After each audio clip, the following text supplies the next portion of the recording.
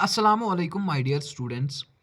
उम्मीद करता हूँ कि अल्लाह ताला के फजल से आप सभी अच्छे से होंगे। ये जो हम टॉपिक डिस्कस करने वाले हैं आपके सामने, जैसे development of education and literature under Abbasids. इसका मतलब क्या है? यानी कि अब्बासिद पीरियड या अब्बासिद गवर्नमेंट, अब्बासिद एडमिनिस्ट्रेशन के अंडर एजुकेशन में क्या इजाफा हुआ, कौन सी डेवलपमेंट्स हुई, और लिटरेचर में, लिटरेचर भी ऑफन रेफर्ड एज एजुकेशन, तो उसमें कौन सा इजाफा हुआ वो हम डिस्कस करेंगे। फर्स्ट ऑफ ऑल, जो अब्बासिद कैलिफेट है, इसको गोल्डन एज ऑफ इस्लाम भी कहा जाता है। क्यों? क्योंकि इसमें ऐसी पॉजिटिव चेंजेस आ गई, ऐसी डेवलपमेंट्स हुई जिसकी वजह से इसको कहा जाता है कि ये गोल्डन एज ऑफ इस्लाम है। अब कौन सी चेंजेस आ गई? एजुकेशन में डेवलपमेंट हो गई, तो चेंज आ गई ना। लिटरेचर में डेवलपमेंट हो गई, जिसकी वजह से क्या हुआ कि ये ओबियसली इस्लामिक गवर्नमेंट थी, तो मुस्लिम वर्ल्ड या इस्लामिक वर्ल्ड में इसका बहुत ही ज़्यादा इन्फ्लुएंस पड़ा। किसका? अब्बासिद कैलिफेट का। यानी कि जितने भी इसके बाद जितनी भी डायनास्टीज आई, वो इस अब्बासिद कैलिफेट का ज़िक्र करते रहे, और इसकी इन्होंने जो काम किए उनसे उनको कुछ ना कुछ सीखने को मिला। यानी कि उन्होंने भी कुछ डेवलपमेंट्स की होगी बाद में।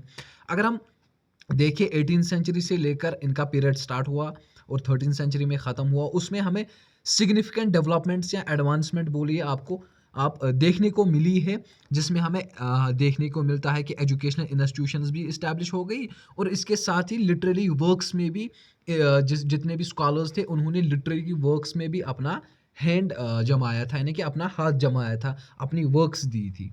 फर्स्ट ऑफ ऑल, अगर हम एजुकेशन और लिटरेचर की बात करते हैं तो हाउस ऑफ विजडम आना ही है। क्यों? क्योंकि ये एक एजुकेशनल इंस्टीट्यूशन था उस टाइम पे। जहाँ पर क्या होता था, ये बगदाद में था, ओके, कैपिटल जहाँ पर थी। यहाँ पर क्या होता था कि यहाँ पर ग्रीक, रोमन, पर्शियन टेक्स्ट्स को ट्रांसलेट किया जाता था इनटू अरबिक। और ये कब, यानी कि जो हाउस ऑफ विजडम है, ये कब फाउंड किया गया था? जब हारून रशीद का दौर था, यानी कि जब ये अब्बासिद कैलिफेट जब हारून रशीद के अंडर थी, तो उस वक्त इस हाउस ऑफ विजडम या इस इंस्टीट्यूशन का इस इंस्टीट्यूशन की इस्टेब्लिशमेंट हो गई थी, जिसमें मैंने बोला ट्रांसलेशन की जाती थी। और ट्रांसलेशन के साथ साथ अगर हम देखें, ओब्वियसली उन बुक्स से जो नॉलेज उन बुक्स में जो नॉलेज होती थी वो अरबिक में आई। तो अरबिक में आने के साथ साथ क्या हुआ फिर? अगर मैं उस वक्त अरब का कोई यानी कि नॉर्मल इंडिविजुअल था, फॉर एग्जांपल, तो मैंने वो कोई पर्टिकुलर बुक पढ़ी, तो उससे क्या मुझे क्या मिला फिर? मेरी नॉलेज में इज़ाफ़ा हुआ। तो ऑब्वियसली अगर हम डायरेक्टली बोले कि जो वहाँ पर जो हम बोलेंगे ट्रांसलेशन हुई थी बुक्स की, उसकी वजह से लोगों की नॉलेज में इज़ाफ़ा हुआ। वहाँ पर एक्सचेंज हो गए आइडियाज़, नॉलेज एक्सचेंज हो गई, और जितने भी डिफरेंट यानी कि डिफरेंट बैकग्राउंड्स के स्कॉलर्स थे, उनको भी उन बुक से कुछ ना कुछ सीखने को मिला।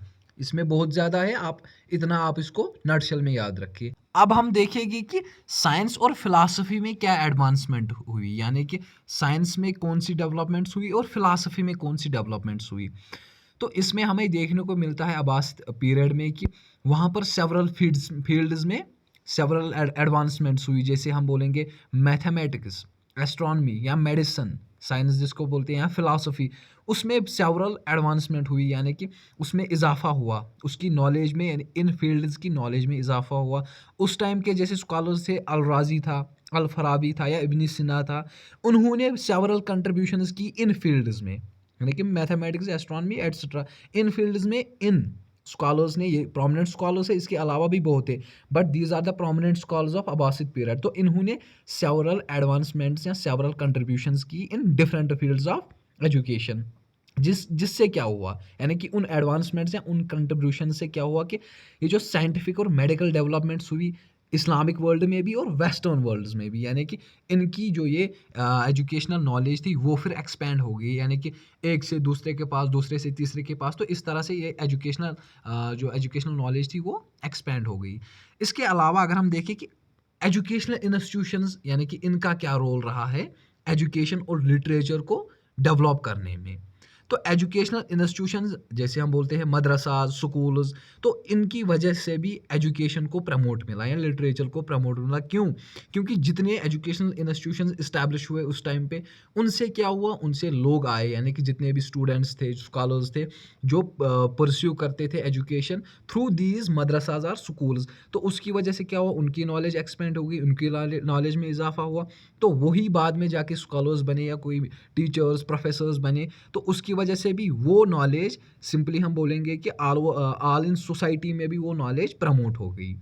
अब हम देखेंगे कि कल्चरल एक्सचेंज में क्या हुआ, यानी कि कल्चरल एक्सचेंज भी एक फैक्टर है। जब कल्चर एक्सचेंज होता था तो उससे भी हम देखेंगे कि अब्बासिद्स के अंदर एजुकेशन और लिटरेचर में जो कल्चरल एक्सचेंज एक पॉइंट है, इसमें क्या हुआ, इसमें कौन सी एडवांसमेंट्स हुई। क्योंकि अगर हम देखें कि इन्होंने एक रोड कंस्ट्रक्ट किया था जो ईस्ट और वेस्ट को आपस में मिलाता है, उससे क्या हुआ, लोग आने आने जाने लगे आपस, यानी कि वेस्ट के यहाँ पर आने लगे, ईस्ट के वहाँ जाने लगे। तो उससे क्या हुआ कि दोनों के कल्चर भी एक्सचेंज हो गई, और जो ट्रांसलेशन मूवमेंट हुई, यानी कि इन बुक्स की जो ट्रांसलेशन हुई, उसमें जितने भी स्कॉलर्स थे डिफरेंट बैकग्राउंड्स के, डिफरेंट कल्चर्स के, तो आपस में वो मिलने लगे, बात करने लगे। उनकी वजह से भी एक दूसरे का कल्चर आपस में, यानी कि मैंने किसी और से बात की तो मैंने अपने कल्चर के बारे में 4 बातें उसे बताई, उसने अपने कल्चर के बारे में मुझे 4 बातें बताई, उससे भी कल्चर एक्सचेंज हो गया। और इन कंक्लूजन में अगर हम देखें, जो अब्बासिद पीरियड है, हम बोलते हैं कि इनका अहम रोल रहा है किसमें, एजुकेशन और लिटरेचर को प्रमोट करने में। और इनकी वजह से इन्होंने जो सेवरल इंस्टीट्यूशंस इस्टेब्लिश किए, एजुकेशन इंस्टीट्यूशंस या इनके भी जितने भी जो स्कॉलर्स थे, उनकी जो ये कशमकश थी, यानी कि उनकी जो सेवरल कंट्रीब्यूशंस है इन ऑर्डर टू एडवांस और in order to make several और make significant developments in education and literature, उसकी वजह से हमें देखने को मिलता है कि एजुकेशन और लिटरेचर में बहुत ही ज़्यादा चेंजेस आ गई, पॉजिटिव चेंजेस आ गई इन और ड्यूरिंग अब्बासिद एडमिनिस्ट्रेशन और अब्बासिद रूल। तो ये था किसके बारे में डिस्कशन, ये था किसके बारे में, developments in education and literature under Abbasids को। होप आप सबको अच्छे से समझ में आया होगा। तो इंशाअल्लाह मिलते हैं नेक्स्ट लेक्चर में नेक्स्ट टॉपिक के साथ, तब तक के लिए खुदा हाफिज़, टेक केयर।